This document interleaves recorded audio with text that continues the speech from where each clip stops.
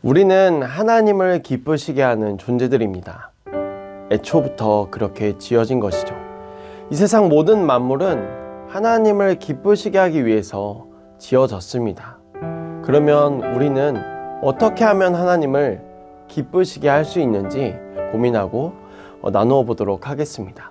먼저 첫 번째로는 우리 존재 자체는 하나님을 기쁘시게 하는 존재라는 것입니다. 제가 이래 봬도 아기가 셋이 있거든요.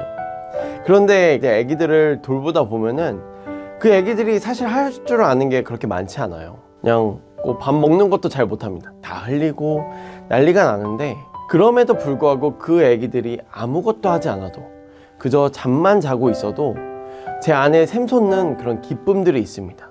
그 대상을 향한 소중함, 그리고 사랑스러움, 그 사랑스러운 대상을 보고 있는 것 자체로 저에게 주어지는 행복이 있습니다. 이런 것을 보았을 때 하나님께서는 우리 존재 자체로 얼마나 우리를 기뻐하시고 사랑하시는지 부모가 되니까 조금 알겠더라고요. 그래서 그런 것들이 다시 되돌이켜 봤을 때 하나님은 정말로 우리가 무엇을 하지 않아도, 우리가 대단한 것을 하지 않아도, 꼭 하나님을 기쁘시게 하려 노력하지 않아도 우리는 하나님을 기쁘시게 할 수 있는 그런 존재들이라는 것을 꼭 기억하셨으면 좋겠습니다. 두 번째로는 우리의 고민에 있습니다. 그러면 하나님을 어떻게 기뻐하실까? 사실은 이 생각만으로도 하나님은 엄청 기뻐하실 겁니다. 그런데 우리가 대부분 하는 고민들은 어떻게 하나님을 기쁘시게 할 수 있을까? 어떻게 하면 하나님을 행복하게 할 수 있을까? 바로 이 결과 부분에 조금 더 초점이 있다는 것을 알 수 있습니다. 이 길로 갈지 이 길로 갈지 고민하고 있을 때 하나님, 어떤 길을 가면 하나님께서 기뻐하시는 길일까요? 라고 고민하고 치열하게 우리가 그렇게 살아가는 모습들이 있는데, 하나님의 시선에서 생각을 해봅시다. 그 고민하고 있는 우리 자체를 하나님이 이미 기뻐하십니다. 그리고 하나님께서는 이 길이 하나님이 기뻐하시는 길인지, 이 길이 하나님의 기뻐하시는 길인지 그것을 우리에게 요구하시기보다는 그 어떤 길로 가도 좋다. 단 나의 뜻과 나의 마음이 너에게 가득히 머금어져 있는 그런 걸음을 너희가 걸었으면 좋겠다 라고 요구하실 것 같습니다.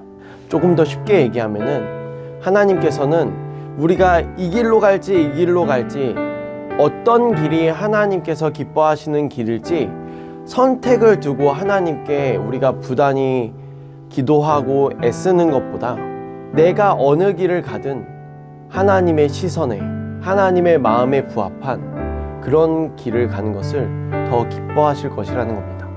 하나님께서는 무엇이든 우리가 하는 것에 대해서 신뢰해 주시고 우리를 지지해 주십니다. 그렇기 때문에 아담과 하와가 선악과도 따먹을 수 있었고 하나님과의 관계가 단절되기도 했던 것이죠. 왜냐하면 인간의 자유의지, 그 인간 자체를 너무나도 사랑하셔서 무엇을 하든 존중해 주시는 하나님이시기 때문입니다. 그만큼 하나님은 우리 존재 자체로 기뻐하시는 분이십니다. 하나님 안에서 어떤 길을 가는 것보다 어떻게 그 길을 갈 것인가를 우리는 조금 더 고민할 필요가 있고, 우리가 어떻게 갈 것인지, 우리가 어떤 고민을 하는지, 그것이 조금 더 우리가 많은 시간을 할애하는 하나님 앞에서의 고민이 되는 것이 더 좋을 거라고 생각합니다. 세 번째로는 우리가 기쁠 때에 하나님이 기뻐하십니다. 앞서서 말씀드렸다시피 아이들과 함께 할 때 가장 기쁜 순간은 아이들이 해맑게 웃고 행복해 할 때 제가 그렇게 기쁘더라고요. 때로는 그 육아의 현장이, 그리고 아이들과 이렇게 놀아주는 것이 체력적으로 힘들 때가 있지만, 그러나 그 안에서 분명히 제가 행복해하는 시점은 이 아이들이 밝은 미소로 자신들의 어떤 할 일들과 놀이와 밥 먹는 것과 이런 것들을 할 때입니다.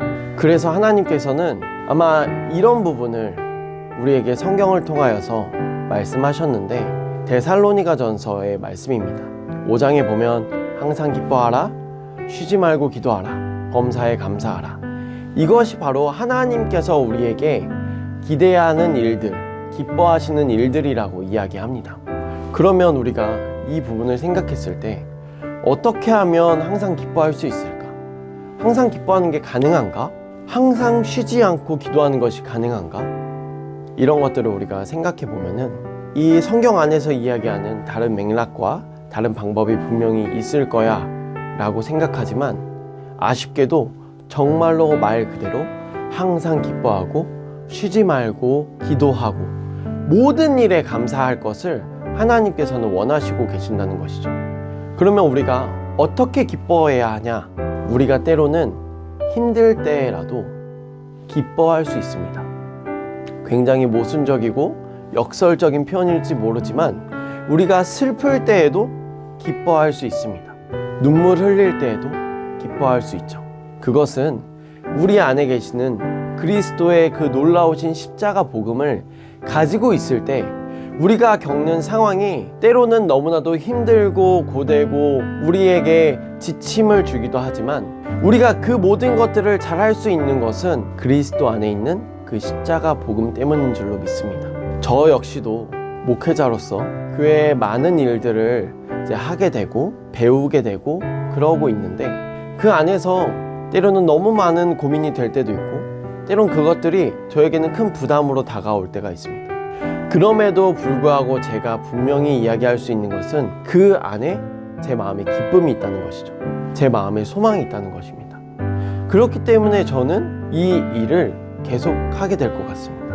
바로 말씀을 전하는 일 말이죠. 그것만 보더라도 제가 힘들고 지치고 고민하고 때로는 그것이 저에게 부담스러울 때라도 제 안에 가지고 있는 그 십자가의 구원과 복음의 기쁜 소식이 제 안에는 항상 기뻐할 수 있는 저의 중심이 되는 것입니다. 그렇기 때문에 여러분들도 이 기뻐하는 것, 우리가 24시간 아무 생각 없이 희희낙낙거리라는 뜻이 아닙니다. 외식하여서 내 마음이 그렇지 않은데 웃는 것만을 의미하는 것이 아닌, 우리의 마음에 샘솟는 기쁨으로 우리의 모든 일들을 잘 감당할 수 있는 것을 이야기하는 것이죠. 기도하는 것도 마찬가지입니다. 우리가 자리를 내어놓고 시간을 내어서 기도하는 것뿐만 아니라 우리 일상의 모든 시간이 주님과 소통하는 시간, 주님과 대화하는 시간이라면 그것은 쉬지 않고 기도하는 우리의 삶의 모습이 될 것이죠. 그리고 그 감사하는 마음으로 우리가 모든 일들을 대하고 모든 일들을 생각할 때 하나님께서는 우리의 존재 자체로도 너무 기뻐하시는데, 그렇게 애써서 그리스도의 제자로, 예수님의 제자로 살아가는 그 우리의 모습을 더욱더 기뻐하실 겁니다. 하나님이 우리 존재 자체를 기뻐하신다고 해서 우리가 아무것도 안 하고 가만히 있을 수는 없습니다. 여러분들 항상 기뻐하시고 항상 희망을 가지십시오. 예수 그리스도의 그 십자가 놀라운 복음을 지니시면서 우리가 살아갈 때에 그 모습을 하나님께서 더욱더 기뻐하실 것입니다.